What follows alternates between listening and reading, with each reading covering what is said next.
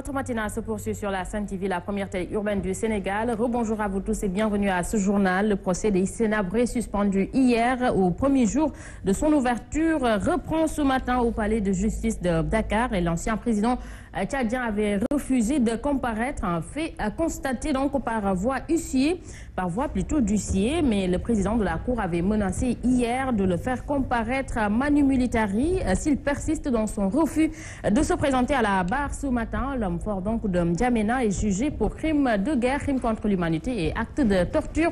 Salif Kebessa.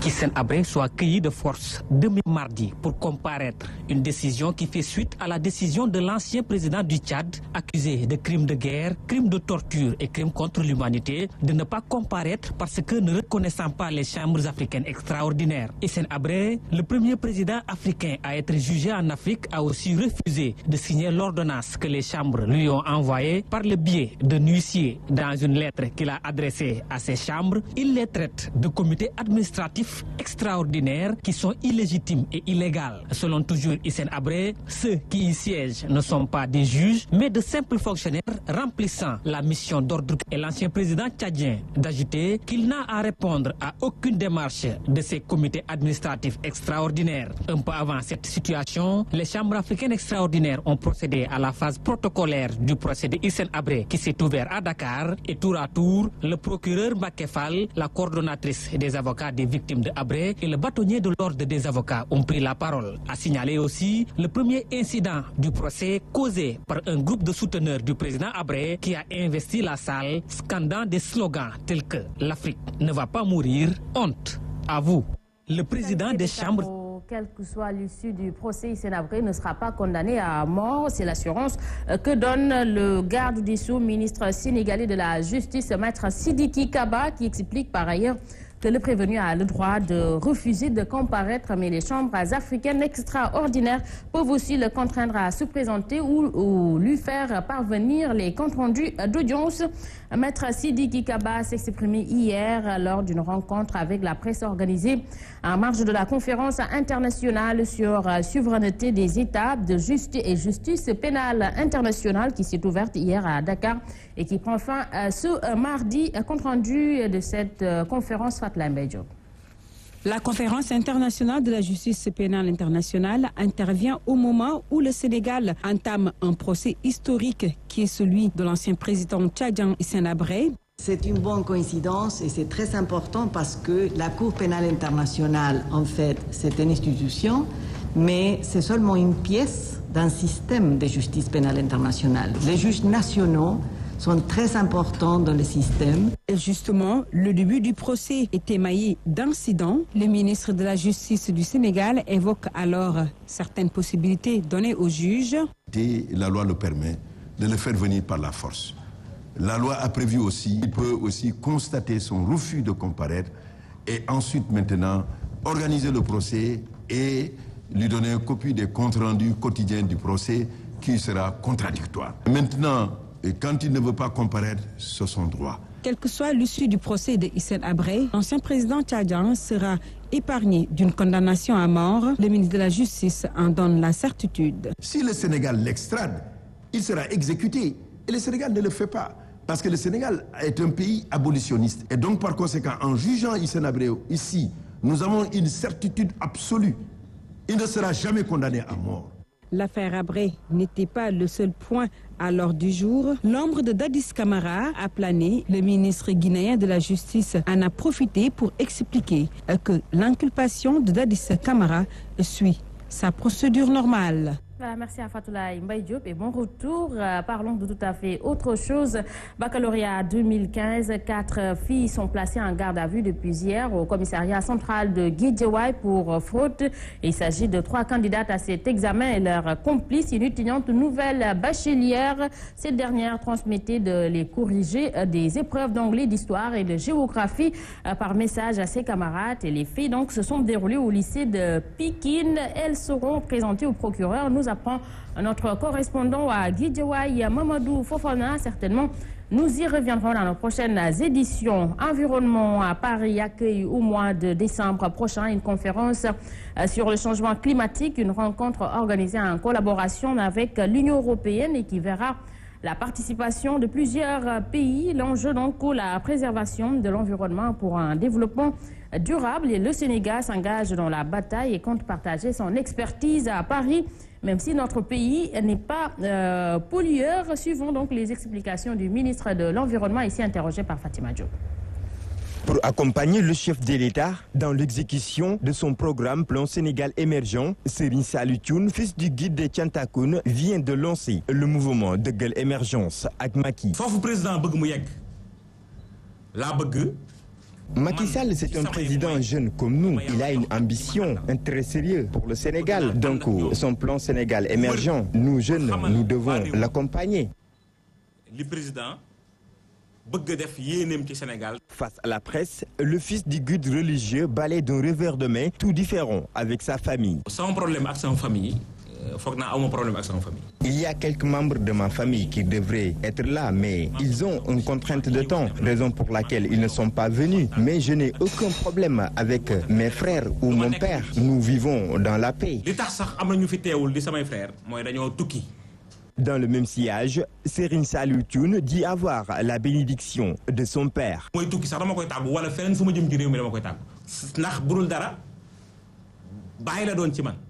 Avant de faire quoi que ce soit, je le dis à mon père. Il m'a donné sa bénédiction pour que j'accompagne le chef de l'État à réaliser sa mission. Donc, je n'ai rien à regretter.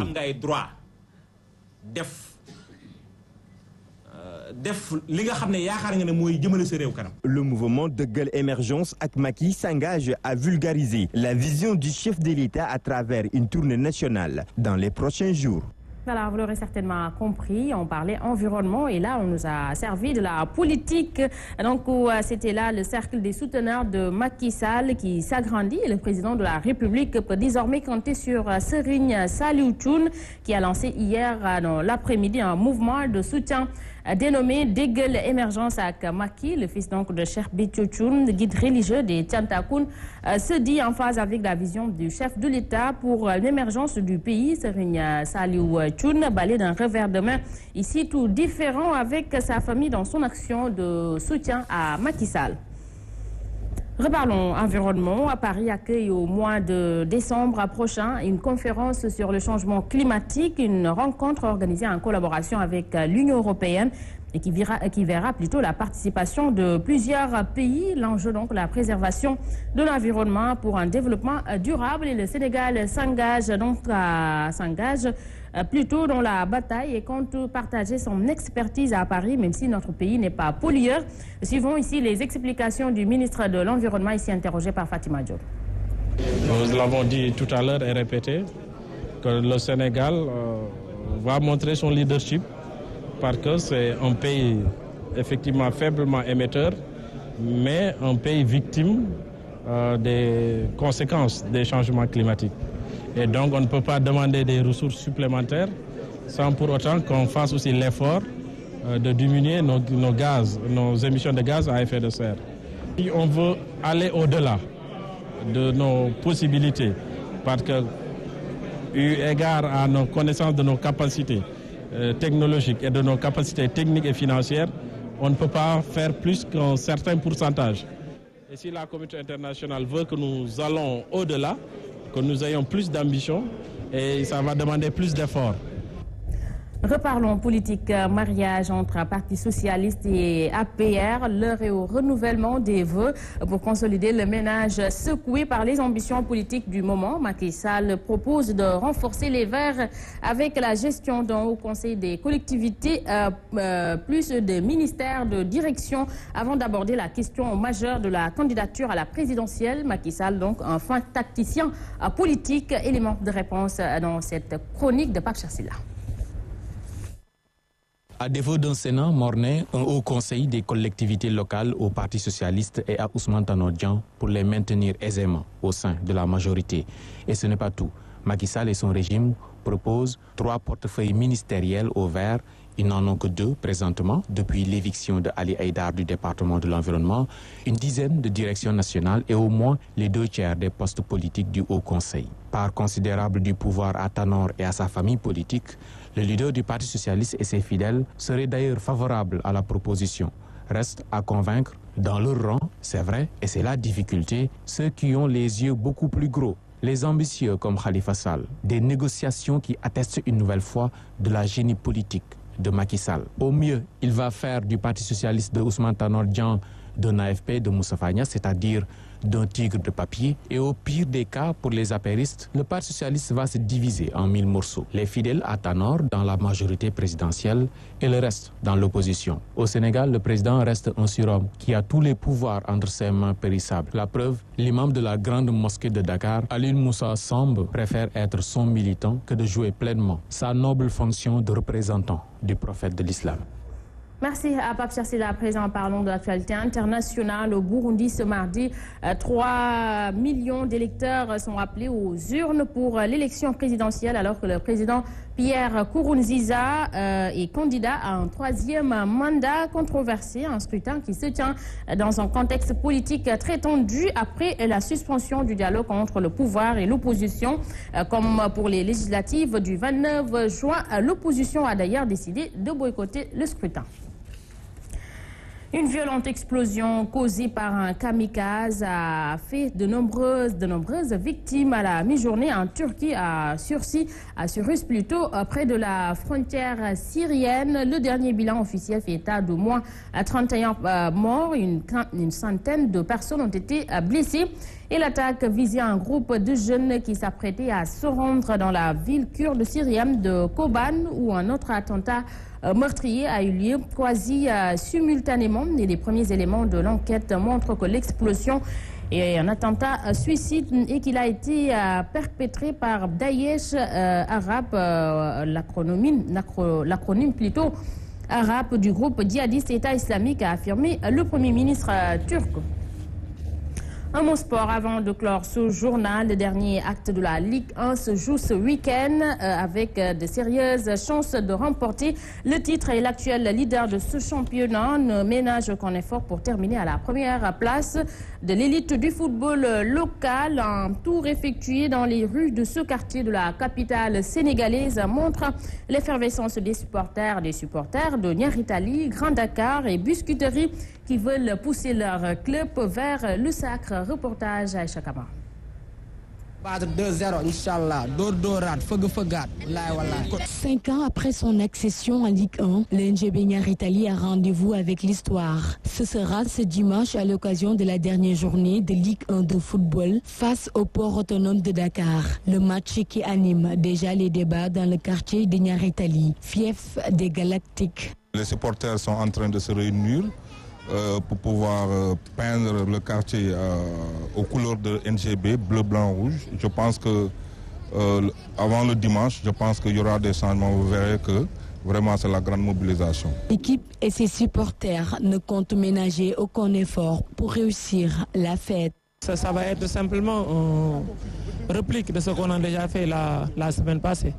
On appelle tout le monde à venir comme la dernière fois, remplir le stade, soutenir l'équipe et se préparer en conséquence pour entrer dans l'histoire.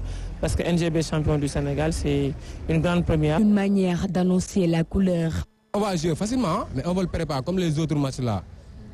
Inch'Allah, on va gagner facilement. Après le trophée de la Coupe de la Ligue remporté en 2012, le NGB Niaritali veut aussi ajouter à son palmarès le titre de champion de la Ligue 1. Donc, Aïcha Kamara, Niaritali sera opposé au port déjà relégué en Ligue 2. Voilà, c'est avec vous que nous refermons ce journal. À vous tous, merci de l'avoir suivi. Merci à toute l'équipe technique et l'équipe rédactionnelle qui ont participé à la réalisation. L'info en continu sur la Sen TV, la première télé urbaine du Sénégal. 7h30, Mambay Diaye et Ahmed Aïdara vous retrouvent pour la revue des titres en Wolof. 7h45, c'est le journal. Et comme j'ai l'habitude de le dire, Sen TV matinale, c'est de l'info, du divertissement, mais également du bien-être. Alors, tout juste avant d'aller au bureau, mettez-vous en tenue. Sen Coach s'installe tout de suite dans Sen Gym pour vous donner quelques mouvements. Quant à moi, je vous donne rendez-vous à 13h pour le flash d'information. Bon réveil matinal à tous et bonne journée.